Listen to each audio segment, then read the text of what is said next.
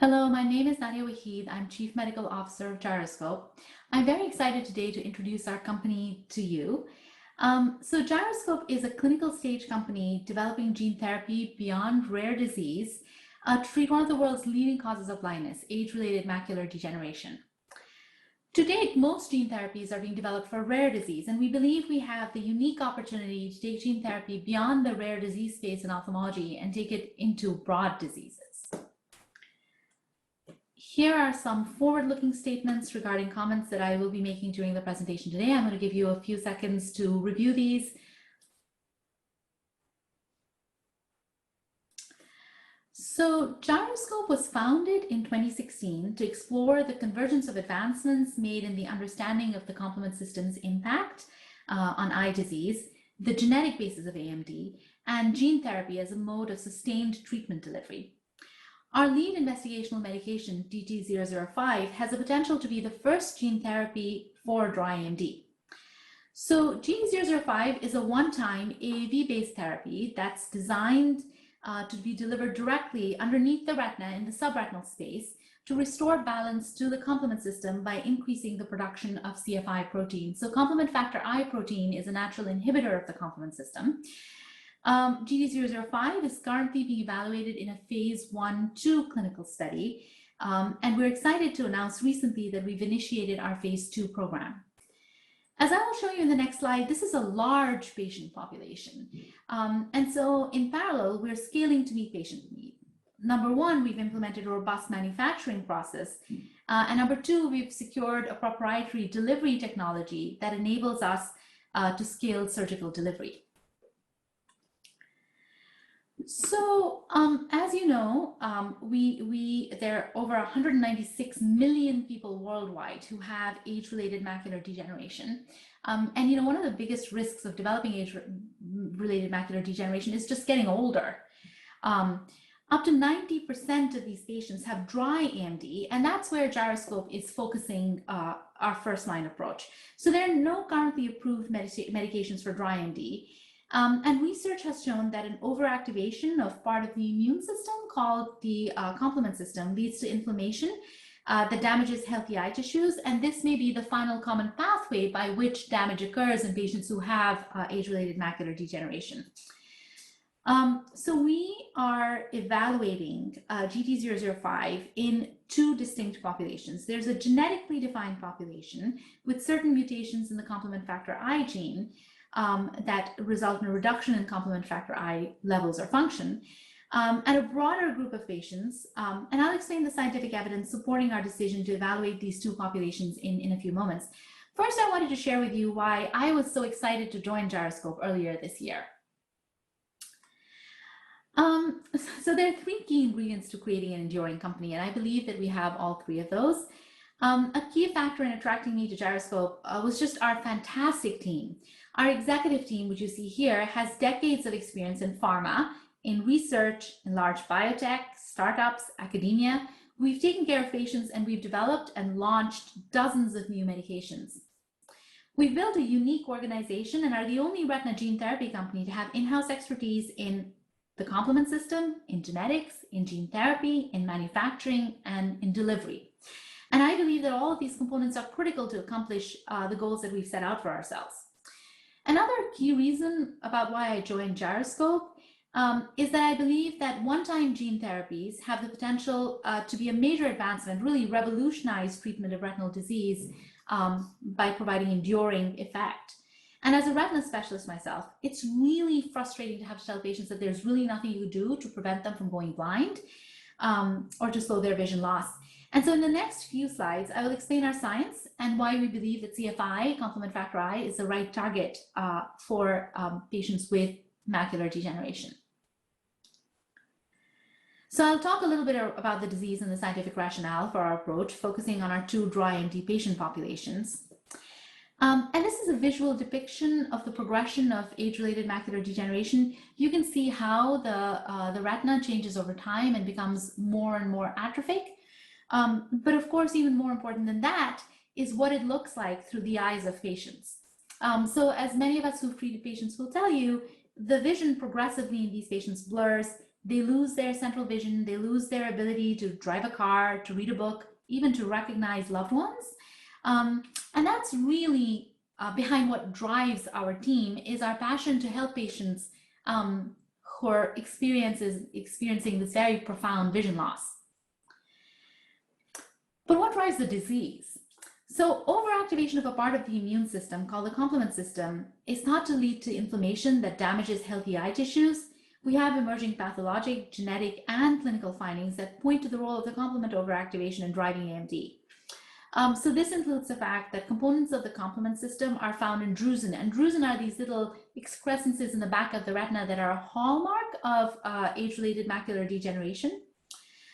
We also have multiple genome-wide association studies that confirm that genetics plays a really important role in determining AMD risk. And many of the genes associated with that risk encode components of the alternative pathway in the complement system, which is a pathway that we're targeting.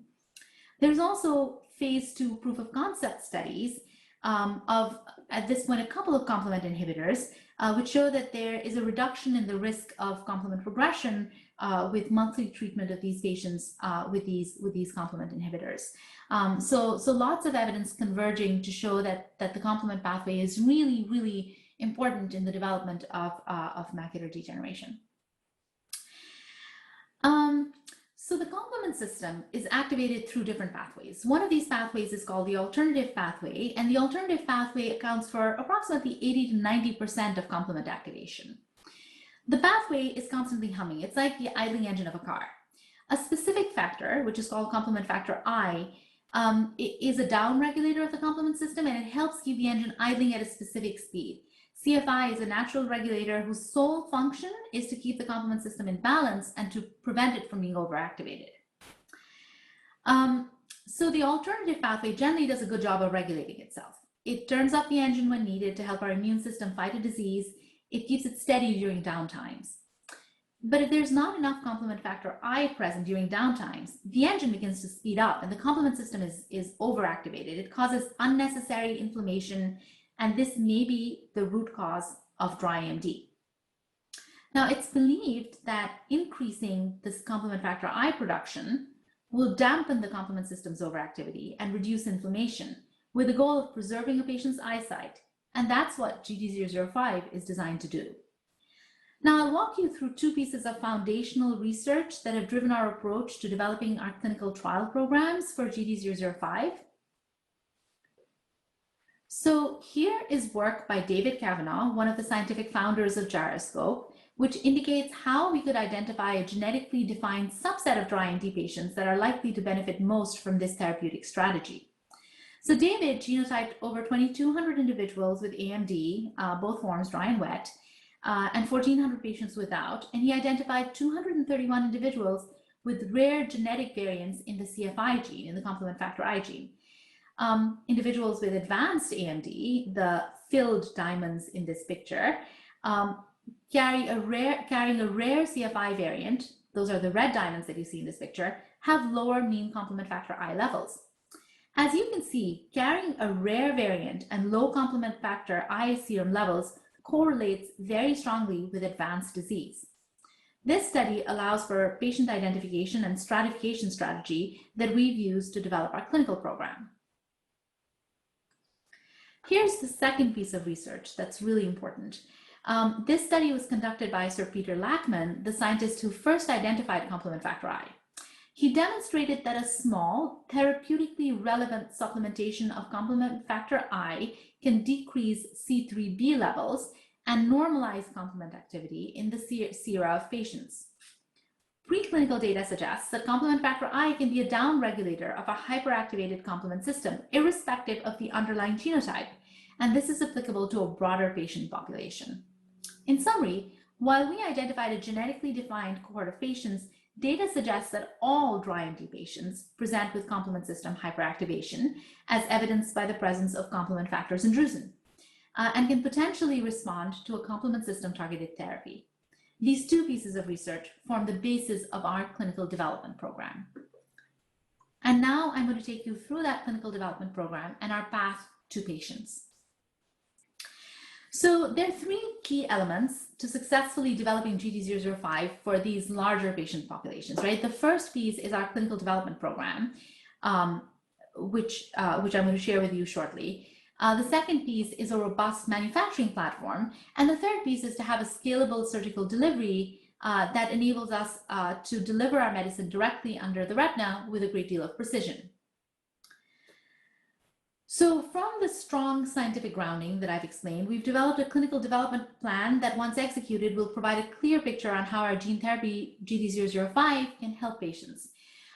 So here's what the clinical development program looks like. So we're conducting the SCOPE study, which is a widespread genotyping initiative to help identify geographic atrophy patients with CFI mutations. And these patients are the ones that then form the basis of our rare variant study. FOCUS is our ongoing first-in-human phase 1 and phase 2 clinical trial, and this has been this is currently enrolling.